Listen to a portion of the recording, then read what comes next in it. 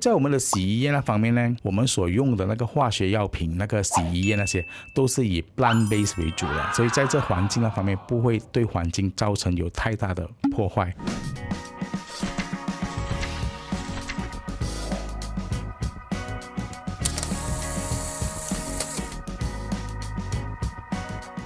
嗨，你好，我是能杰。这个时候你在收看以及收听的是由财经制作的财经拷问。今天呢，我们要来拷问的对象呢是洪明德，他是 Laundry Bar 的创办人。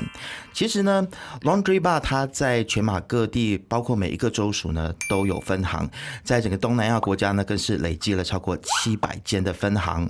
那可以说得上是马来西亚算得上是规模非常大的一个自助洗衣店的这个连锁啊。那我相信对于很多的观众来说，真的是它算得上是一家这个知名度很高，而且是无人不知无人不晓的一个自助洗衣的这个连锁分行。那么其实呢，它除了提供24小时的自助服务呢，也为有需求的人提供了便利。包括我自己在刚刚搬来吉隆坡的时候，刚刚搬到新家还没有洗衣机的那一段时间，也都有用过他们的服务啊。那它的服务呢，除了洗衣之外，还包括了这个烘干的服务。其实今天为什么会请到Laundry Bar 来上我们的节目呢？因为主要是因为他们也正在筹备要上市，那我们就有很多的问题，非常的好奇，也希望说为他们未来的这个投资者呢，也可以来好好的来拷问他们一些问题啊。我们先来欢迎 Laundry Bar 的 Founder Paul Ang 洪明德先生。可不可以在今天节目一开始的时候，我相信虽然很多人都已经知道你们的这个 business model， 还有你们的这一门生意，但是可不可以我想透过你的介绍来好好来告诉我们说，当初为什么你会来成立这样子的一门生意，还有现在其实它已经发展到了一个这样子的阶段。其实我们可以开始这个生意也是蛮巧合的，就是在2012年的时候我们去澳洲旅行嘛，所以就遇到我的夫人呢也是我们的公司的联合创办人蔡婉莹小姐，也是因为她的鼓励之下，我就开始了有 Laundry Bar 这个生意。开始的时候我本身也不太接受这个生意，因为我觉得每个家都有洗衣机，都有烘干机，为什么还要用自助洗衣店呢？经过了种种的考核和考察，然后我发觉原来这个是一个很大的商机。然后从2013年开始，我们第一家到今天，我们有超过700家在东南亚。700家在东南亚，我相信这是一个成就啊。那我相信它也是经过了一段时间的一个积累。但是为什么会偏偏在疫情过后的这个时候，在2023年我们的年底，然后要在2024年快要开始的时候，听到了贵公司要有计划要上市啊？那是怎样子的一个想法，让你们决定要上市？最主要的是，我觉得我们的公司不断的在成长。其实在这10年里面，10年是一个对公司来讲，对我们这种中小型企业是一个非常好的那个我们说考试只要你超过了10年，我觉得这个公司算是蛮稳的公司。然后另外一个原因是，主要我们的生意的模式是跟我们说人民有密切的关系，因为衣食住行嘛，所以我觉得上市让大家有机会参与我们公司的业务，让大家成为一个我们整个公司的一个支持者，来看着我们的这个公司如何的成长。而且毕竟在整个2020的时候，尤其疫情爆发的时候，到2023年的时候，我们都深深的感动到，原来我们的消费者对我们不离不弃，所以这个也触发了我讲我觉得我们应该上市，让每一个消费者都有机会参与我们的公司。对，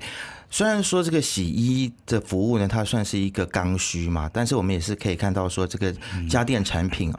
它的这个普及化也是越来越多。然后可能像我这样子很多的年轻人他可能在刚步入社会的时候，他会去利用这个洗衣店的服务，但是慢慢成家立业之后，可能家里面有多了成员，结了婚之后，可能就会洗衣的这件事情就会在家里面自己去处理。所以虽然你们是挺过了疫情，但是会不会觉得说，其实这门生意它也是会有一个年龄上面的一个局限性？你们在上市之后，你们要怎么样子去解决这个市场上面的局限性？我们个人的看法就是，我觉得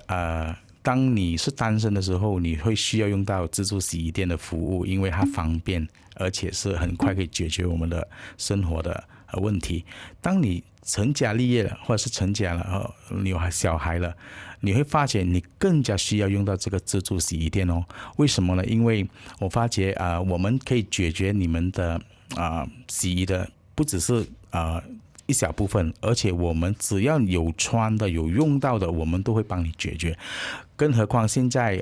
人对时间的观念非常的重要。你看我们的自助洗衣店1个小时可以解决你整个星期的那个衣服上的问题，是，那不是很快乐的事情吗？而且可能家庭里面都会有一些比较大宗的，比如说床单，可能是一般小家庭的这个小的洗衣机没有办法去处理的，还是要到洗衣店去处理。对，好，那其实你刚刚有提到说，这在疫情的时候，大家对你们不离不弃，可不可以跟我们聊一聊？就是在疫情当中，因为我记得很像洗衣店、洗衣服务也是被关闭了一段时间啊。那你们是怎么样子挺过来的？我还记得那时候在2020年的3月18号，如果没有记错的话，我们就是跟着政府的要求，所以我们就关闭了我们的营业。我们大概关了大概1个月半左右，然后我们也是属于第一批可以被允许营业的。然后我也发觉那时候我们在关闭的那一段时期，就有很多消费者他们会写电邮打我们的 hotline 就问为什么会关闭对他们的生活造成了非常大的困扰。他们甚至也有写信给政府说为什么要关闭自助洗衣店，因为它已经是变成一个被需求的一个服务。所以在种种的考量之下，政府也把自助洗衣店规定为必需品，is a necessity。所以我们在普罗大众的支持下，我们就开始了就在营业回了，所以也是非常感激他们。其实能够让客户打电话到相关的这个单位去要求你们开业，我相信你们有你们自己经营的一套模式当然这个也是回到说消费者他洗衣服务本来就是一个生活日常当中一个我们所谓的刚需嘛。那其实现在我们也看到有另外一个挑战，就是所谓的通货膨胀。我相信不管是店租也好，或者是洗衣要用到的洗衣精，所有的用品它的这个价格都是飞涨的。接下来你们要怎么样子去迎合这样子的一个挑战，在你们的收费还有成本当中如何去做一个更好的平衡？其实我们的收费从2013年开始到现在从来没有涨过，所以这一点是我们蛮骄傲的。我们的的确确的是为普罗大众而服务。关于那个通货膨胀，包括水电费政府也说可能要减少那个 subsidy 或者是减少那个津贴。我们就比较幸运的就是在这一方面比如说那个洗衣液那方面，我们都是自己生产的。所以我们在生产的过程中，当然因为我们有这一方面的优势我们虽然是给免费所有的那个我们的那个洗衣液，由于我们自己生产，所以我们在成本那个控制方面也可以做得很好。当然如果在水电那一方面呢如果政府不断的在增加的话，或者在提高那个费用的话，这样我们或许在还没有办法情况之下，我们可能要提高那个收费。是，毕竟已经10年了，我们没有提高过收费。10年没有提高过收费那然后因为可能成本的压力，未来如果真的是需要提高收费的话，有没有思考到说要如何去跟消费者来进行沟通？因为肯定在提高收费的时候，人性，大家可能都会刚开始的时候都会有一些抗拒，所以沟通很重要。对，非常认同这样的看法。所以在沟通那方面呢我相信马来西亚的消费者是蛮聪明的，就是蛮体谅的。我们会让他们知道我们已经10年了没有起过那个消费，所以费用。所以我相信在这一方面，如果只要我们做的那个信息做得好的话，透明化的话，我相信我们的消费者的的确确可以体谅了。其实你们还有一件事情我非常佩服的，就是在一开始的时候，你们内部配置的这些洗衣用的化学品，包括了你们这些洗涤剂、柔顺剂还有消毒剂，都是经过清真认证的啊。所以这样子看起来，其实你们一开始的这个行销策略，很像就是面向全马来西亚人，包括了华裔、巫裔、穆斯林、非穆斯林。刚开始的时候，为什么就有这样子的一个眼光，知道说要去做这个清真认证呢？其实我们一开始的时候并没有说要去申请清真的认证嘛，因为我觉得洗衣根本都不太需要这一块。可是后来是经过我们的公司的顾问他就给我这一方面的建议，所以我觉得既然我要申请那些所有的那些准证生产的准证倒不如我顺便申请一起申请那个清真认证。我们第一家其实我们开的时候也是开在华裔同胞比较多的地方，在Desa Aman Puri Kepong，所以那边是比较属于华裔多的地方。其实那个时候我们也没有考量到这一方面，可是人家说在这个机缘巧合之下就申请了这个认证，反而觉得有了这个认证过后反而会更受欢迎所以就在这一方面我们就得到一个很意外的那个礼物了。我想来聊一下你的这一个国际的布局因为你已经冲出马来西亚了。那我相信这个问题也是可能在未来上市之后，很多要投资你们的这些股民们，他们可能会问的就是，其实，在走出马来西亚的这一块，因为每个国家的国情非常的不一样，你自己怎么样子看待自己的管理方式？你是一个比较会去micro manage， 然后自己去管理所有不同的国家，还是说你会交给专业的经理人去对于公司不管是国内或者是国外的公司管理，你的选择大概会是怎么样？目前来说，如果我们在这一块的话，我们打个比如，我现在已经在东南亚有几个国家，我们已经开我们的分店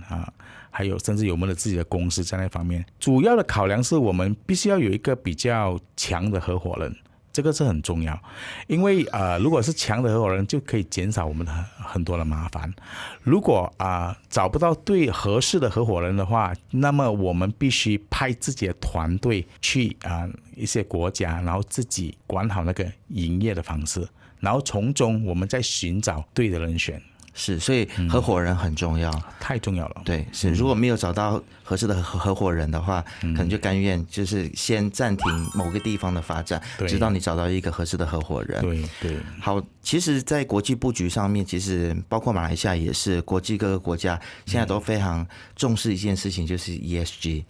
对，就是永续发展。可不可以跟我们聊一聊，就是你们公司在于永续发展这件事情上面，接下来会有这样子的一些规划呢？在 ESG 那方面呢，我们虽然是小小的自助洗衣店，不过我相信在这一方面，我们的确可以献上一份的功劳给这个环境那方面。E 代表 environment， 所以我们也是有打算把我们的自助洗衣店慢慢的一步一步的增加那个太阳能的。目前在谈着跟一些太阳能公司看一些来个策略性的合作，倒不如说就把我们的现在的用电的方式改去太阳能。在我们的洗衣液那方面呢，这个我们的化学师就做得非常的好。我们一开始我们所用的那个化学药品、那个洗衣液那些都是以 plant base 为主的，所以在这环境那方面不会对环境造成有太大的破坏。然后在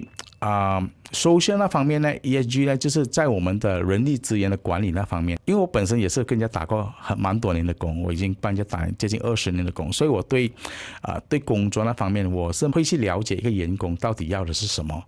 ，work-life balance 有好的环境，工作环境所以这方面我们在员工那方面，我们会尽量的不断的提升员工的 benefit， 不要让他们做太多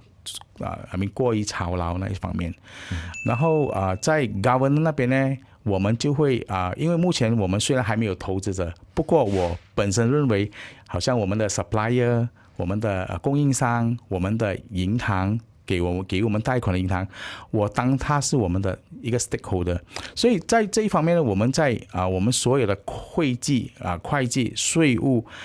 包括报税所得税这些东西，我们的账目我们做得非常非常透明化，所以对每一个对我们公司有关系的人都有一个好的交代。这其实对于未来上市计划也是非常重要的，对吗？就是特别是 transparency， 就是透明这件事情。太重要。是你其实透明化这件事情，它除了说公司的账务之外，还包括了说人事的管理，还有就是如何去传达你自己个人的一些理念，或者是公司未来的一些愿景给员工。我可不可以也想在这边也请教您，可能很多的做生意的朋友也在收听我们的节目，可能我先这样问好了，就是在公司形成这个愿景的时候，你会不会先跟公司的员工或者是你的团队来进行沟通或者进行讨论？这个在这一方面这太重要了，因为管理层跟我们的干部要时常要保持一个良好的沟通，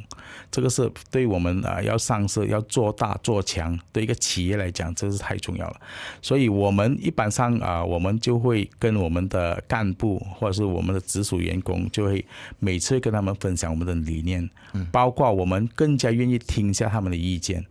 这一方面我觉得我们身为一个公司的创办人，我们觉得我们必须多听，让员工、让干部多分享他们的想法。所以很多时候我有很多那些